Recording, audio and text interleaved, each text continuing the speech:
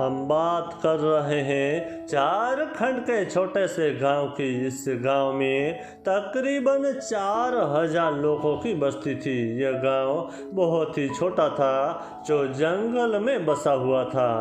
इस गांव में एक छोटा सा तालाब आया हुआ था जिसमें गांव के लोग पानी भरने आते रहते थे। और इस तालाब में कुछ अजीब सी आवाज़ें कई दिनों से आती रहती थी। और बड़े बुजुर्ग लोग कहते थे कि इस जगह पर कई सालों पहले एक नाग की मौत हुई थी जो जंगल से इस जगह पर आ गया था, जिससे सब लोग डर गए थे।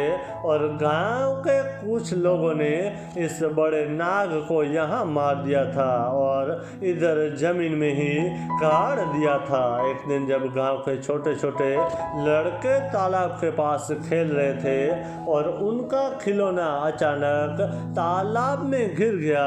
जब एक लड़का तालाब में खिलौना लेने गया तो एक भयानक आवाज़ सुनाई दी और वो डर गया, लेकिन उसे तो वो खिलौना चाहिए था, इसलिए कोशिश करके वो तालाब में उतर रहा था। लेकिन अचानक पानी में से एक बड़ी नागिन निकली जो इच्छाधारी थी, जिसका आधा शरीर औरत का था।